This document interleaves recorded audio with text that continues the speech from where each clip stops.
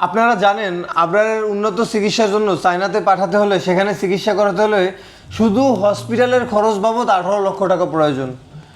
এরপরে তো থাকা খাওয়া, তারপরে আসা যাওয়ার খরচ, সব কিছু রয়েই গেছে।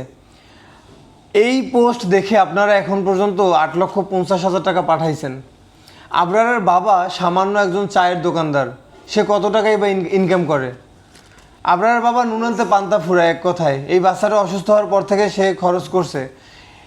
এই পোস্ট দেখে আপনারা এখন পর্যন্ত 8,50,000 টাকা পাঠাইছেন, যেটা আবরারের বাবার কাছে একটা স্বপ্ন। এই 8,50,000 টাকা সামান্য একজন চায়ের দোকানদারের কাছে একটা স্বপ্ন।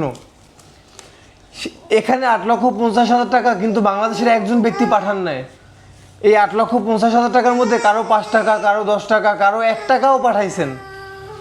অতএব আমরা আশা করব আরও যে টাকাগুলো প্রয়োজন, আপনারা এই টাকাগুলো আবরারের জন্য পাঠাবেন। আপনার কাছে টাকা নাই, 5 টাকা দেওয়ার সামর্থ্য নাই, আপনি ভিডিওটা শেয়ার করেন। আপনার উপরে 5 টাকা আমি জোর করে বলতেছি না যে আপনাকে 5 টাকা দিতেই হবে, 10 টাকা দিতেই হবে, সামর্থ্য নাই, আপনার দেওয়ার দরকার নাই। আপনি ভিডিওটা শেয়ার করেন। ভিডিওটা শেয়ার করতে তো আপনার টাকার প্রয়োজন নাই, আপনার সামর্থ্যের প্রয়োজন নাই। আপনি কত ভিডিও স্ক্রল করতেছেন, কত ভিডিও শেয়ার করতেছেন, এই বাইক গিফট করতেছে, আপনি ভিডিও শেয়ার করতেছেন। তাহলে এই মাসুম বাচ্চাটার চিকিৎসার জন্য টাকা প্রয়োজন। আজকে আপনার 8 লক্ষ টাকা মানুষ পাঠাইছে, আরও কত টাকার প্রয়োজন? আপনারা এই ভিডিওটা কেন শেয়ার করতে পারবেন না? অবশ্যই এই ভিডিওটা শেয়ার করতে হবে আপনার কাছে।